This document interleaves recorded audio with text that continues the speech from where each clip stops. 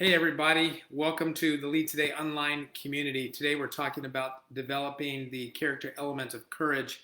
I want to read out of the ancient book of Proverbs, Proverbs chapter 28, verse 1. I read this maybe a week ago as I have that habit of reading through the Proverbs on a daily basis. Proverbs 28:1 says, "The wicked man flees, though no one pursues." The wicked man flees, though no one pursues. You know what this verse is talking about. It's talking about people who live by a code that the end justifies the means.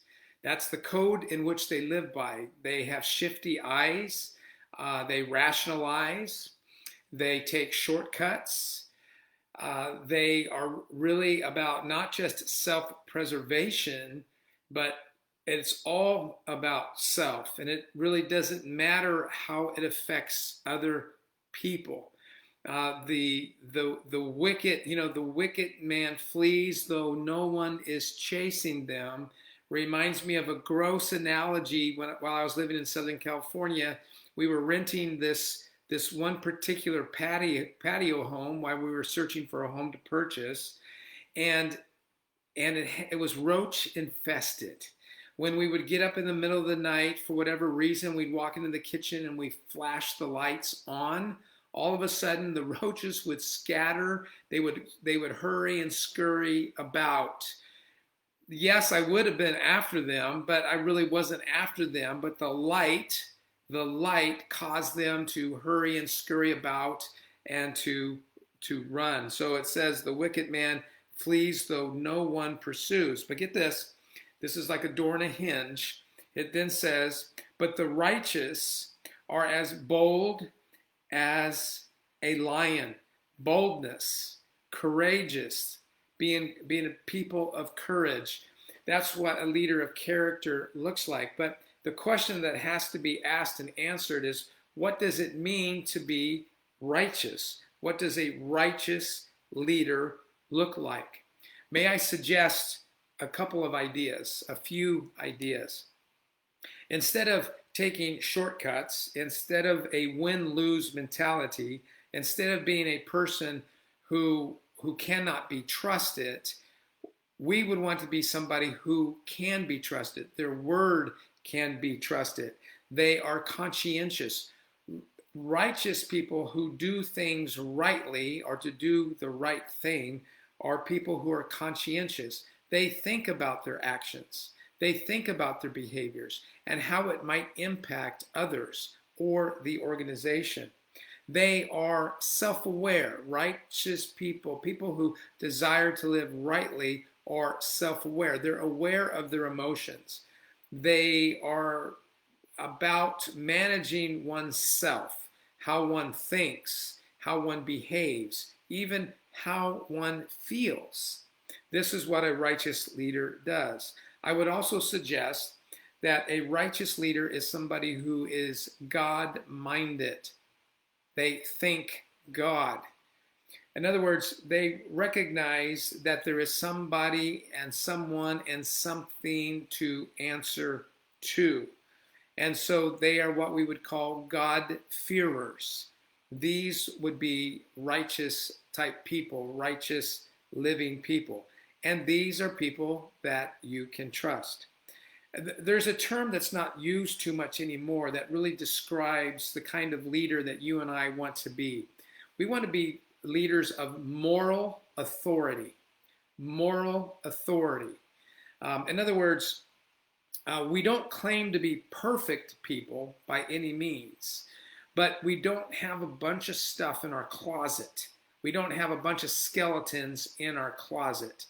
If we have things to apologize for or to be brought out into the light, they can be, and we can deal with those things. We can speak to those things. But because we have a track record of trying to live rightly and do things rightly, we become people of moral authority. For example, if you're literally on a standoff with a wicked person,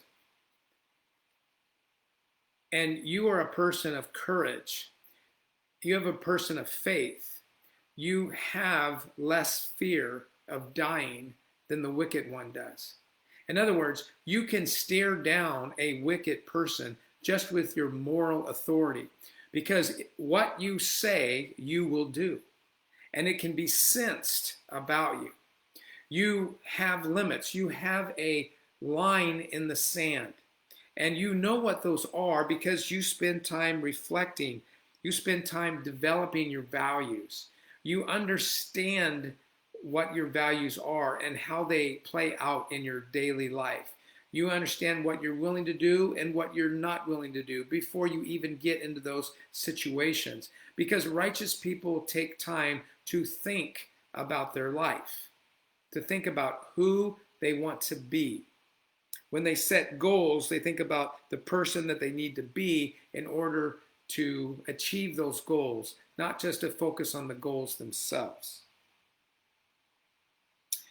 Even in their decision making, this is how righteous people think.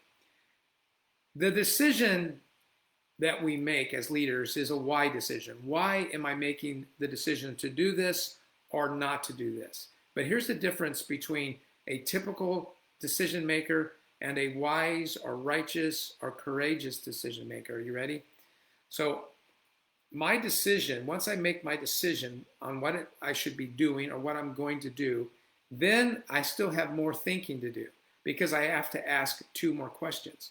Not just if the decision is right or wrong, but how I'm going to execute the decision.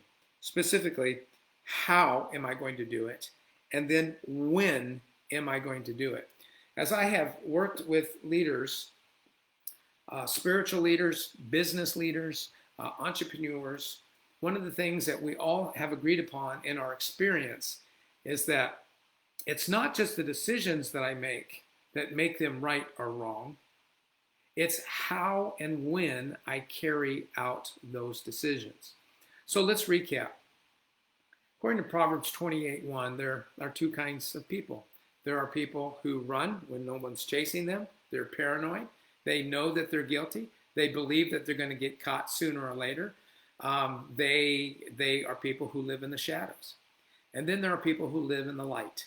These are people who think about their lives. They think about what they value.